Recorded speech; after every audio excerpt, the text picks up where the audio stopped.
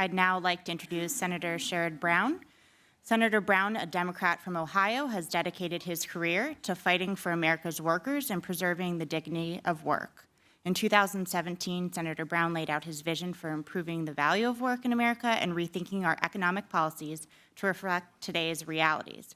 We look forward to learning more about the senator's work on these critical issues. Joining Senator Brown on stage is Bob Cusack, The Hill's editor-in-chief. Bob, the floor is yours. Thanks, Brittany. Senator, thanks for joining us again at one of our events. I want to start off, it's been about 2 months since you made the decision that surprised a lot of people, including me, that you were not going to run for president. Any regrets? No, there's a there's a saying in the Senate that as you may have noticed, there were a lot of presidential candidates on the Democratic side this year. There's a saying in the Senate that the only cure for the presidential virus in the U.S. Senate is embalming fluid, and I'm not really kind of into that. But no, I want to take this message of dignity of work, which was really the point of our 4-state tour, and talk to colleagues and candidates. And to me, I want to see us govern. I want to see us beat Trump in 2020, and I want to see whoever the Democratic president-elect is and president is to govern more through the eyes of workers, because it's clear to me that we don't respect work and honor work in this country in terms of pay and benefits and work schedule and child care and all the other things that surround the whole issue of work. You mentioned your tour. What were your biggest takeaways on the Dignity of Work tour? One of the most memorable moments, I was in Laconia, New Hampshire at a child care center. And I spoke to a woman who was probably in her 60s, and she had been involved in child care. She said since her younger brother was born when she was 2, and she's been working child. But she said child care needs to be seen as a public good, meaning that if we invest as a country, we invest in transportation, probably not enough. We invest in public education, in public health, probably not enough, but we see those as public investments. But you look at childcare, and childcare is something where I talk to people. A woman in Columbus in her mid-30s has 2 children under 4. She spends $30,000 a year on childcare. That is not unusual. I see people nodding their heads, probably that have a 3- and 4-year-old. So people can't afford childcare on the one end, and on the other end, people that work in childcare don't make a living wage typically. So there's something wrong with that. And I believe in capitalism, but capitalism doesn't speak to the issue of childcare. We've got to find ways of publicly investing. It probably doesn't mean what some European countries do, where the government actually builds. I don't know enough about that, but it doesn't mean the government's building big child care centers. I don't think that's politically probably palatable with the existence of Fox News in this country. But I do think that it means that we pass my child tax credit and other things that puts money in the pockets through the tax system so that people can afford child care. But you have young people, and there are a lot of people that age in this audience who are saddled with student debt. Then if they have children, and some don't or put it off because of the cost, they're then saddled with child care. And then they are trying to save as their kids get a little older. They're trying to save for college. And it just doesn't work. And we don't address those issues. I mean, to me, it's all part of the dignity of work that we don't reward people trying to do the right thing, going to school, community colleges or Ohio State or Denison or whatever, in terms of raising families and in terms of preparing the next generation very well. In March, you announced a new plan on the value of work. This would give workers better wages, more power. Is this going to be transferred into legislation? Yeah, we are working on a bill now to basically when companies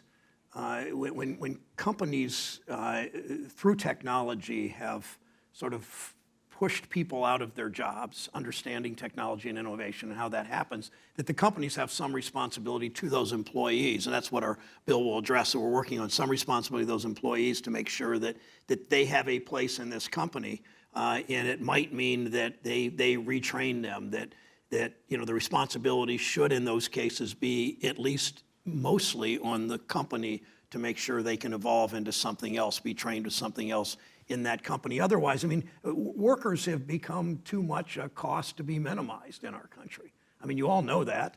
A lot of you are employers. I know some of you are executives with Lyft and Uber, and it's an important public policy that workers are, that we back off this minimizing, that they are just a cost to be minimized, and that workers matter. And it's a whole host of those issues of child care and wages and benefits and in retraining.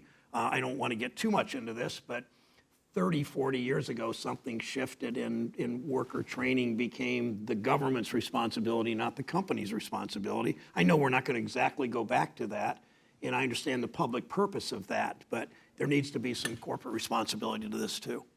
How do you move legislation, like you mentioned, when you have the majority leader recently compared himself to the Grim Reaper, legislative Grim Reaper? Is this setting the stage for, as you mentioned, the next election, 2021? Because a lot of people think a lot of bills are actually not going to move until then. Yeah, I mean, the leader of the Senate has one goal now, and that is to put as many very young, very far-right, very anti-choice, very anti-gay, very anti-worker, very anti-climate change legislation, to put as many young, far-right judges on the bench as possible. We spend most of our legislative day in the Senate voting on judges, and as you know, Mitch McConnell blocked an Obama Supreme Court nominee. That's the past, I understand.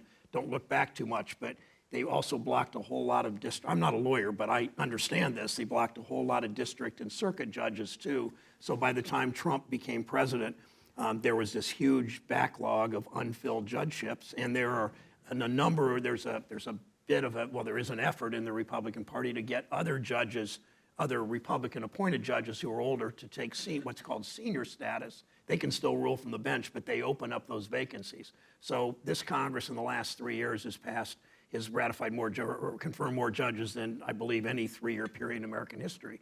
And that's because that's what McConnell does. He really has not cared much about legislating. We're not doing anything to protect people against losing their health insurance and pre-existing conditions. We're not doing anything in infrastructure. When I say infrastructure, I don't mean just highways and bridges. I mean broadband, I mean medical research, I mean all the things that come out with public health and public education and transportation with infrastructure. We're not fixing the pension system that we should be working on. We're not doing anything legislative about innovation and addressing the issues of innovation and trade. And we're passing virtually nothing that we don't have to pass under, so like a farm bill expiring. So we moved on something, did that well actually bipartisanly. But we're not moving on any of the things that the House has sent over to us, almost anything that's substantive. You've mentioned, and we'll open up for questions in the last few minutes, so think of your questions, but you've mentioned before that taxes and trade, of course, had a huge impact on the workforce. Do you think that the tax law needs to be repealed completely? I know it won't be. I'll start with that. I think the tax law needs to be, I would start over, but I think I'd look at it this way, Bob.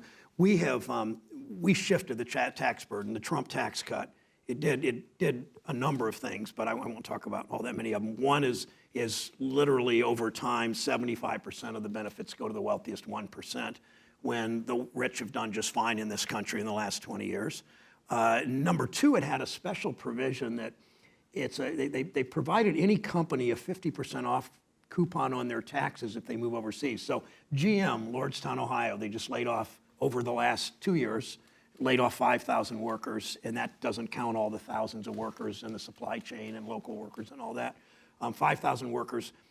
They pay a 21% tax rate there under the new Trump tax law. If they move to Mexico, and they're moving some production to Mexico, they pay 10.5%.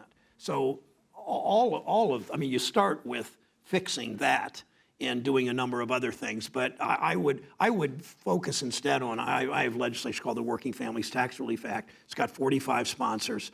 It expands the earned income tax credit, which means if you're making $35,000 or $40,000 a year, you will have another $1,000 or $1,500 in your pocket. It's a refundable tax credit.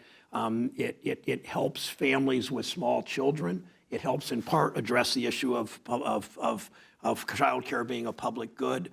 It really focuses on low and middle income people, because if you give a tax cut to Bill Gates, he's not gonna buy more. But you give a tax cut to somebody making $35,000 a year, they're going to spend it in the local community. It's going to help the local hardware store and the local school district and all of that. How should Democrats, whoever the nominee is going to be, how do Democrats win back Ohio? They win back Ohio by, I'm a progressive by any measurement. I mean, I have an F from the NRA. I'm 100% pro-choice. I voted against the Iraq War. I hear some Democrats saying you either talk to the progressive base or you talk to workers. Well, understanding all workers aren't progressive by a long shot. But I don't, that's a false choice. I mean, to me, you run as a progressive, I mean, on civil rights, on worker rights, on gay rights, on choice, on climate change, but you also talk to workers. And I get votes in rural, small cities, rural and small towns in Ohio more than other Democrats, even though they may not like my position on guns or they may not like my position on marriage equality.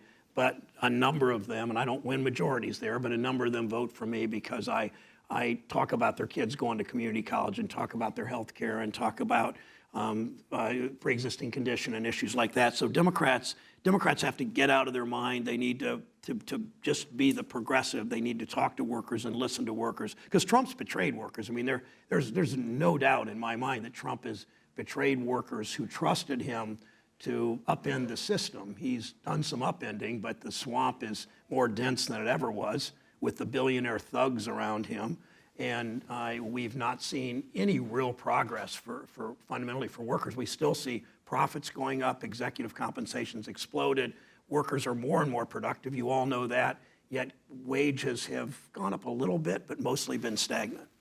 Why don't we open it up for questions? If you have a question, please raise your hand, and we've got people with mics in the audience so for our live stream, so if you can wait until they get there. No questions? Well, let me ask you another question about, you mentioned the tax law. You had a conversation with the president about the tax law. I mean, do you have a lot of conversations? Have you had a lot of conversations with the president? I've been with him in small groups 4 times, one in a bill signing on an opioid issue, which I helped write with my Republican colleague in Ohio, Senator Portman. 3 times in the cabinet room with 10 senators, probably 4 times on the phone. My first conversation with the president on the phone, this was 4 months after the election. It's in February or March of 2017. And the election, the conversation was about 7 minutes, and 6 of those minutes he talked about how he had won the election. And he said, I won Ohio. I said, yeah, I knew that, Mr. President. And he said, I had these big rallies. Did you go to any of my rallies in Cleveland? I said, no, Mr. President, I didn't. And I remember thinking back to my first election when I was a state legislator. I was elected to state legislature a long time ago. And I remember for like 3 days after the election, it's all I wanted to talk about. Then I realized that nobody I was talking to cared. So I stopped after 3 days. The president took him a few more months than that to figure that out. But I'm impressed by one thing talking to the president. That is, I'm just still shocked by his lack of depth of knowledge of even the issues. He cares so much about trade and infrastructure and taxes. Those are the issues. And those are the issues I've talked about. I've been with him for an hour in small groups. I've spoken up a good bit, talked about bills I'm working on, asked for his support, and his depth of knowledge is stunningly underwhelming.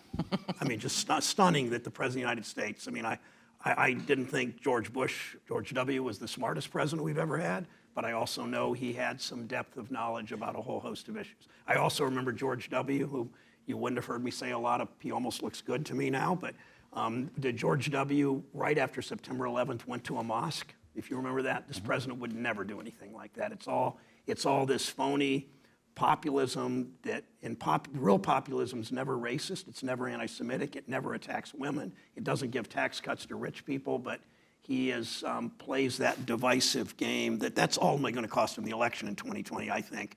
Just that continued division in name-calling, in racism and anti-Semitism.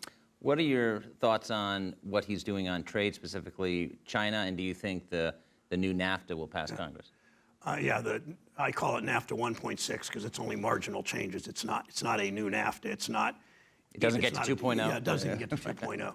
On tariffs, I assume a lot of you, since a number of you are in technology, have pretty strong views about tariffs and trade policy. And that was one of the conversations I had with him about NAFTA and tariffs. Fundamentally, the president doesn't understand the most important concept about tariffs, and that is that tariffs are a temporary tool to get to a long-term trade policy. He seems to think tariffs are the trade policy. That doesn't work to get us in the right place. It doesn't work long term. It inflicts pain on too many people in our country with no end in sight. And to me, the president started off wrong on trade. He started off by aiming the tariffs at Western Europe and Canada, instead of aligning with Western Europe and Canada and focusing the tariffs on China, which would have meant the tariffs would have been more powerful, more effective, and would not have to have been on as long, in effect as long. So I'm hopeful we still come to an agreement with China. I haven't given up hope on that. I'm just not confident that the president has done this in the most propitious way. We have run out of time. Please thank Senator Brown for joining us this morning. I'll hand it back to Brittany. Thanks.